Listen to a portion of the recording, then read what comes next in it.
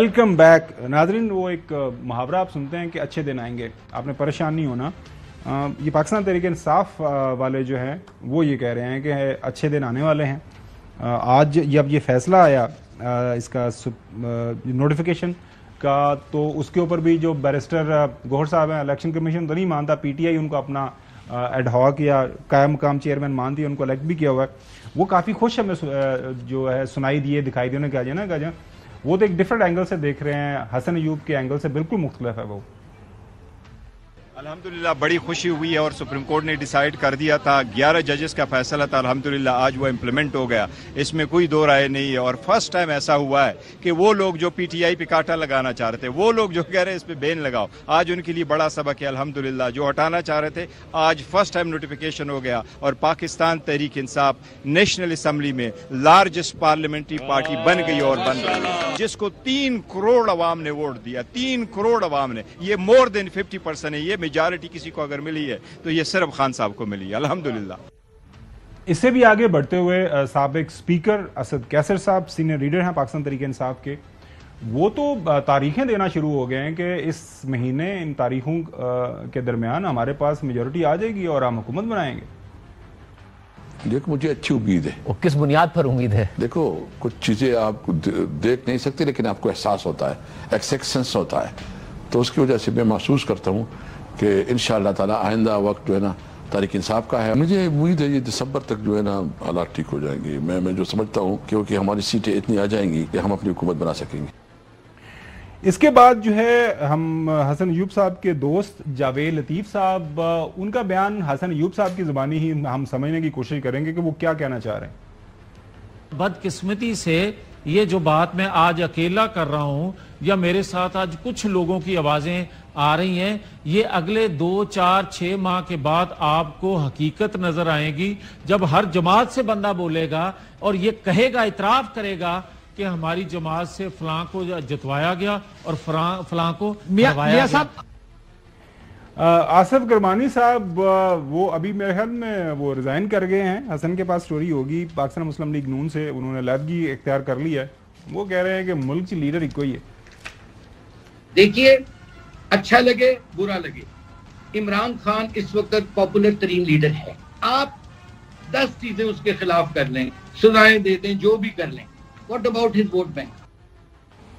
चौधरी गुलाम हुसैन साहब, तुसी भी मतलब आजकल इस्लामाबाद पाए जा रहे हो, तो भी कोई जो है ना कोई खुशखबरियां मिल रही हैं ना कि यार सिर्फ बस है कि ये ख्वाहिशां दे घोड़े ही ने, मतलब वो दौड़ा रहे ने दाएं बाएं आगे पीछे। नहीं, जब तक कोई सामने चीज ना हो तो वो ख्वाहिशात के घोड़े ही हैं। लेकिन जो पीटीआई वाले कह रहे हैं या उनके वकला कह रहे हैं, वो कहते हैं कि अगर आइन और कानून के तहत फैसले हुए तो कोई ताकत जो है अवाम के मैंडेट को, अवाम की ताकत को कुचल नहीं सकती, शिकस्त नहीं दे सकती।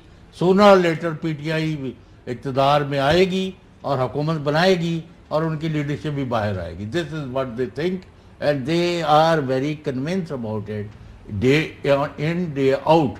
और जो यहाँ मुस्लिम लीग एन है और जो ये तकिया करके बैठे हुए थे कि खावर गुम्मन जो है ना, हम तो बस हमें तो हलवे मांडे के लिए बिठाया है, सारी हमारी लड़ाई जो है ना खावर गुम्मन जो है ना वो लड़ेगा।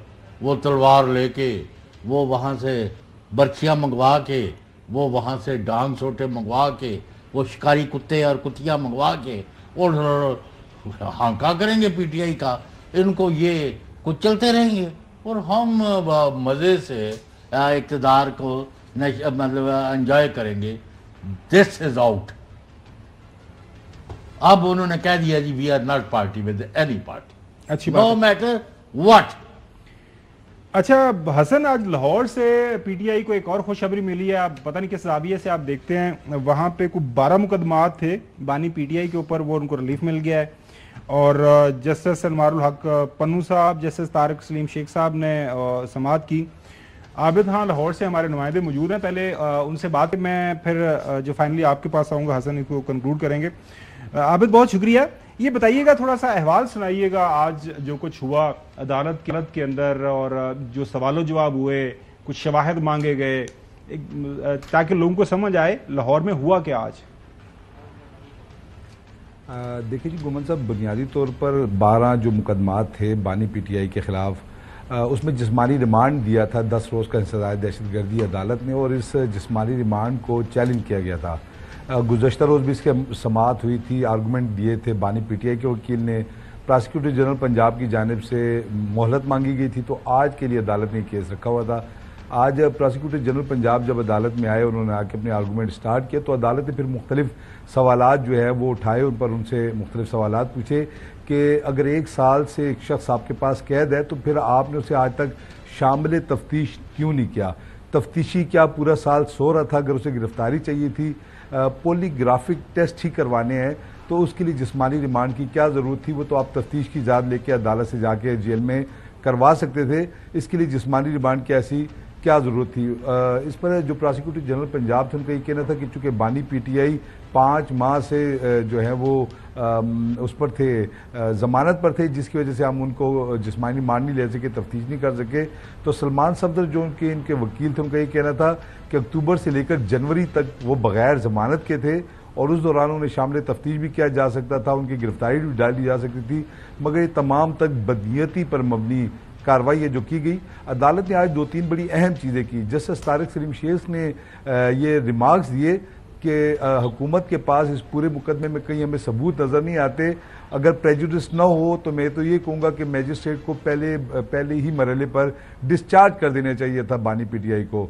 इसके अलावा उनका ये कहना था कि तकरीर बताएं वो जिसमें ऐसा कोई जुर्म हो, जिसमें मिंजरिया हो। इसके अलावा अदालत का ये कहना था कि हर सियासी जो रहनुमा होता है वो तो तकरीर करता ही करता है, मगर अगर उसमें कोई जुर्म सरजद न हो तो ये नहीं हो सकता कि आप उसको गिरफ्तार करके उसका रिमांड लेने बैठ जाएं। सियासी बयानियाँ हर सियासतदान बनाता है। प्रोसिक्यूटर जनरल पंजाब ने ये कहा जी कि चूँकि बानी पीटीआई एक ऐसी हवा बना रहे थे और एक ऐसी फ़ज़ा क्रिएट करे थे ताकि अगर उनको गिरफ्तार किया जाए तो फिर जो कौमी तनसीबात है उन पर हमला किया जाए, और वो एक सियासी बयानियाँ तश्कील दे रहे थे। इस पर जस्टिस अनवारुल हक ने एक बड़ा अच्छा रिमार्क्स दिया। उन्होंने कहा कि क्या फिर वोट को इज्जत दो का जो नारा है, क्या वो भी सियासी बयानियाँ नहीं है?